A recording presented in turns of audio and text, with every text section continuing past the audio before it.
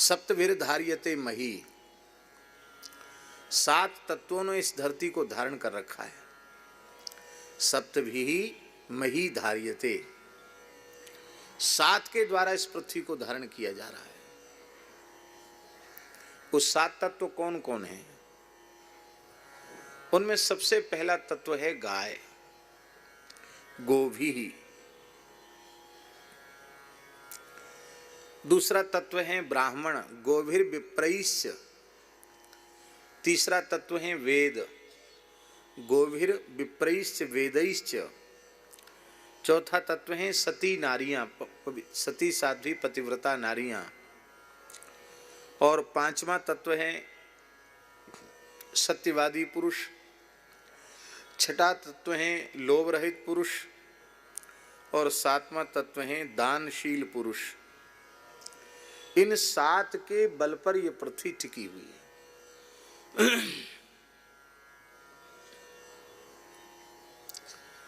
ऐसा हमारे ग्रंथों में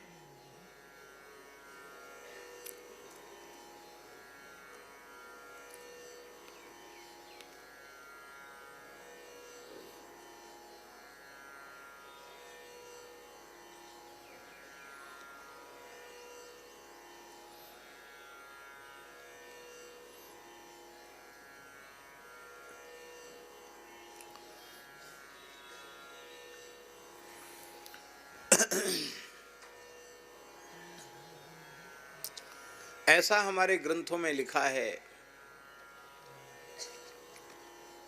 थोड़ा सा ध्यान दें। इन 7 स्तंभों में जो 7 खंभे हैं जिन पर यह पृथ्वी टिकी है, इन 7 स्तंभों में प्रधान स्तंभ गाय इसलिए है क्योंकि शेष 6 स्तंभ उनका अस्तित्व ही गाय के ऊपर टिका हुआ है। 6 जो स्तंभ हैं उनका अस्तित्व गाय पर ही टिका हुआ है, इसलिए गाय प्रधान है। तनिक विचार करें।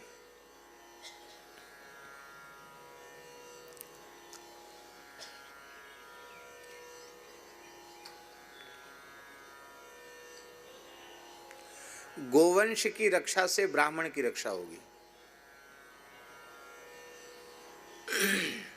ब्राह्मण का अर्थ है ब्रह्मत्व, विप्रत्व। जिन दिव्य गुणों के कारण उसकी महिमा है, उनकी रक्षा गोवंश की रक्षा के द्वारा होगी। अब एक प्रश्न है कि भाई क्या ब्राह्मण ही आदमी कहलाने के योग्य है, मनुष्य कहलाने के योग्य है? ब्राह्मण से इतर किसी जाति में किसी ने जन्म लिया, किसी मत पंथ संप्रदाय में उत्पन्न हुआ है, तो क्या वह मनुष्य नहीं है क्या?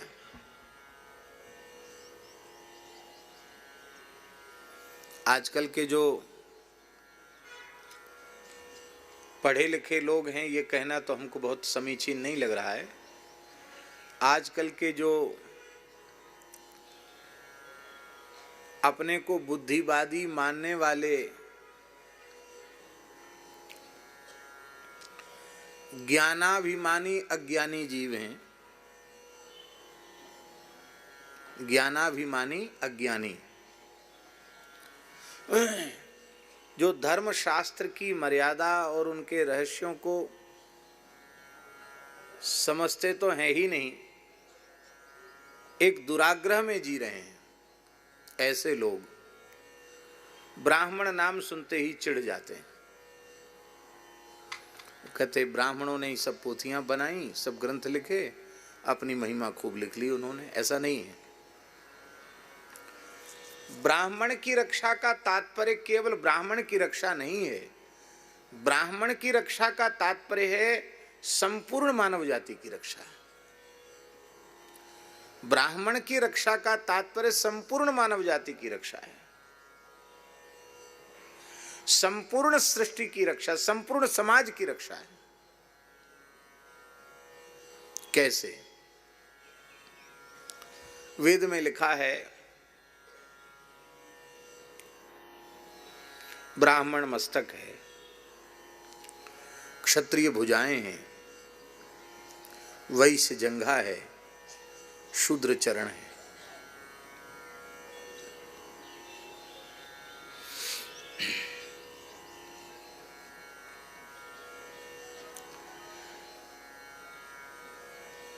शरीर के किसी भी अंग प्रत्यंग में विकृति होवे तो उस विकृति को दूर करने की चिंता कहां होती है? यहां होती कि नहीं? शरीर के किसी भी अंग में पीड़ा होवे, उस पीड़ा की अनुभूति कौन करता है?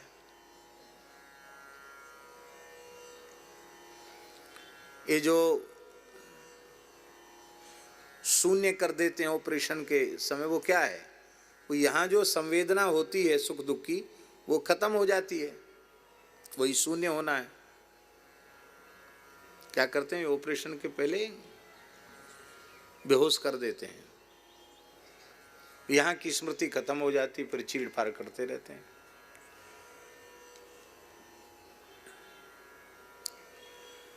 ब्राह्मण कहते ही उसको हैं, वही श्रेष्ठ ब्राह्मण है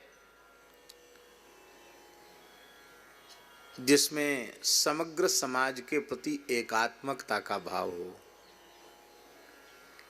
समाज के किसी भी वर्ग में कोई कष्ट हो, कोई पीड़ा हो, तो उसकी संवेदना ब्राह्मण को होवे और उस विकृति को, उस पीड़ा को, उस व्याधि को दूर करने का प्राणपण से प्रयत्न करे, वो ब्राह्मण है।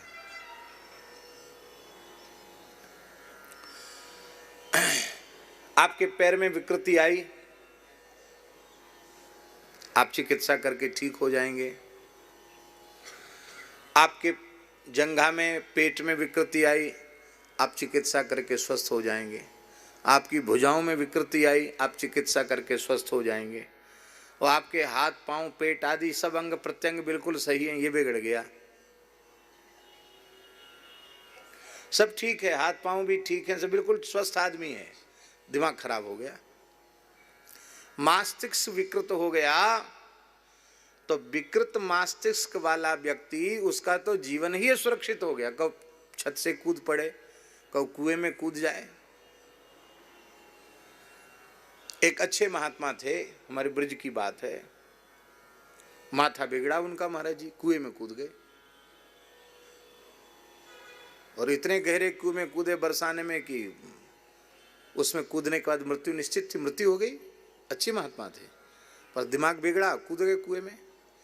कहने का आशय यह है कि मस्तिष्क विकृत होने पर जीवन ही खतरे में पड़ जाता है, हमारा अस्तित्व ही संकटग्रस्त हो जाता है। तो ये ठीक रहेगा, इसकी सुरक्षा रहेगी तो शरीर के प्रत्येक अंग प्रत्यंग की सुरक्षा स्वाभाविक रूप से बनी रहेगी। देखो, गाय के नष्ट होने से ब्राह्मण नष्ट हुआ, गाय के नष्ट होने से ब्राह्मण नष्ट हुआ, क्योंकि महाभारत में लिखा है गोभी विप्रैश, महाभारत में लिखा है धेनूनाम चैव विप्राणां कुलमेकम द्विधा कृतम। गाय और ब्राह्मण का कुल एक ही था, उस एक कुल के दो विभाग कर दिए गए।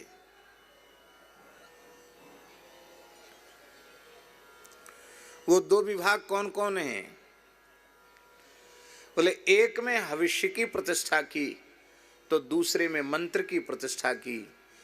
देवताओं के हव्य की और पितरों के कव्य की प्रतिष्ठा गाय में की गई और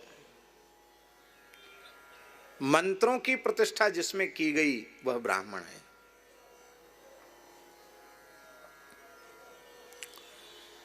भयंकर मुगल काल हमारे पूर्वजों ने देखा और उस भयंकर मुगल काल में अत्याचारियों ने खून की नदियां बहाई, हमारे धर्मस्थलों को तोड़ा, मूर्तियों को खंडित किया, जाने क्या क्या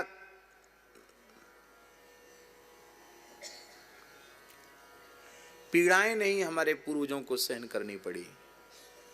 लेकिन महाराज जी उस लंबे काल में, लगभग 1000 वर्ष का काल, और फिर अंग्रेज आए तो लगभग 200 वर्ष का काल उनका, पूरे इतिहास को आरंभ से लेकर उठा के देखें लगभग 1100 से 1200 वर्ष तक का काल इस देश में गुलामी में बीता। और उस काल में उतना अधिक ब्रह्मत्व का क्षरण नहीं हुआ, ब्राह्मणत्व का नाश नहीं हुआ, जितना ब्राह्मणत्व का नाश आजादी के इन 70 वर्षों में हुआ। तो विचार तो करना पड़ेगा कि नहीं, कि जिस समय भयंकर मुगल काल था उस समय उतना नाश नहीं हुआ, अंग्रेजी शासन आया फिर भी उतना नाश नहीं हुआ, फिर स्वतंत्र भारत में ऐसी कौन सी समस्या आ गई कि ब्रह्मत्व का सर्वाधिक विनाश हुआ।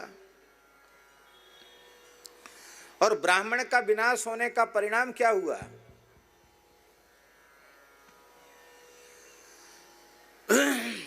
ब्राह्मण के विनाश होने का परिणाम संपूर्ण मानव समाज का विनाश हुआ।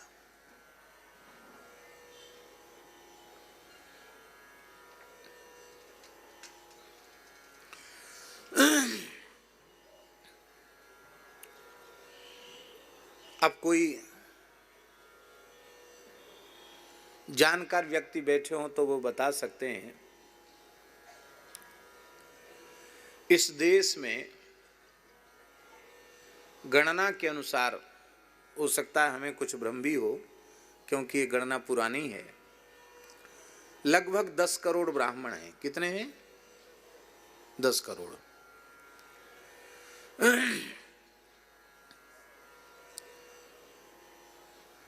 पर जिन दिव्य पवित्र लक्षणों से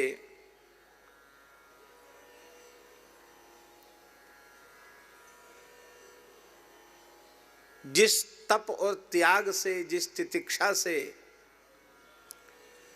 जिस अहरह संध्या उपासित और जिस खान पान की पवित्रता से, जिस सदाचार से उसे ब्राह्मण कहा जाता है, उसकी इतनी महिमा है, वो शास्त्रोक्त ब्राह्मण के लक्षण खोजने आप चलेंगे तो 10 करोड़ में 1 करोड़ भी नहीं मिलेंगे। 1 करोड़ मिलेंगे? 1 करोड़ भी नहीं मिलेंगे।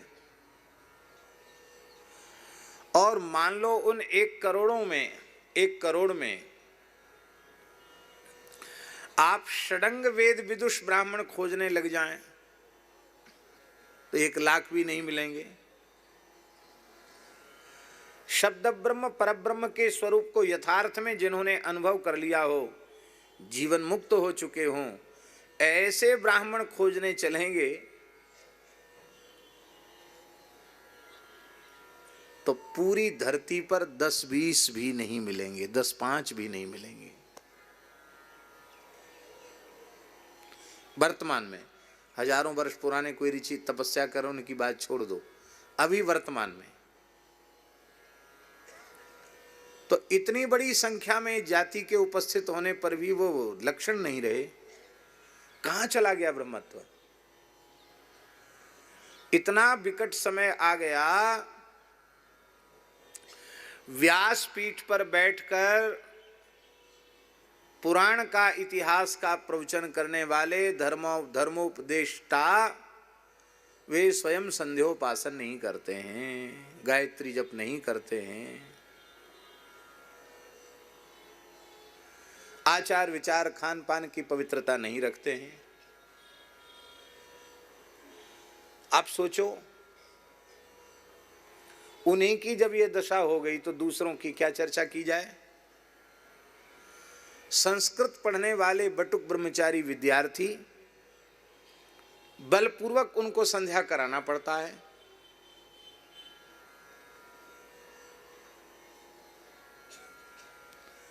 नहीं करेंगे तो आश्रम से निकाल दिए जाएंगे। तो श्रद्धा निष्ठा तो उनमें है नहीं, घर में जाने के बाद वो संध्या छोड़ देते हैं। पेट भर रहा है ब्राह्मण की वृत्ति से, पर जींस का पैंट पहनकर बाजार में घूम रहे हैं। कहां चला गया ब्रह्मत्व?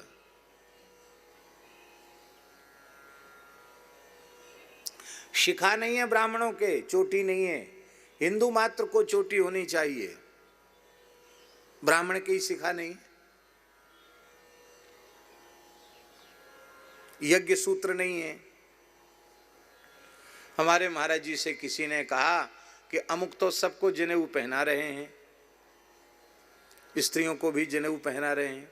हमारे महाराज जी का एक स्वभाव था, वो कभी किसी की निंदा वगैरह करते एक बार सुनते भी नहीं थे। महाराज जी बोले, हंस करके बोले, अरे भाई, जो जिनको पहनना चाहिए ब्राह्मण क्षत्रिय वैश्य द्विजाति, वे ही नहीं पहन रहे हैं, तो फिर कोई ना कोई तो पहनेगा। ये स्थिति है। जिस द्विजाति कुल में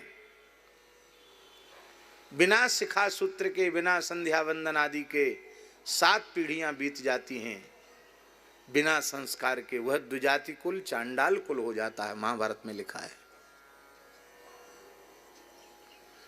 नाम लिखने में वो अपने को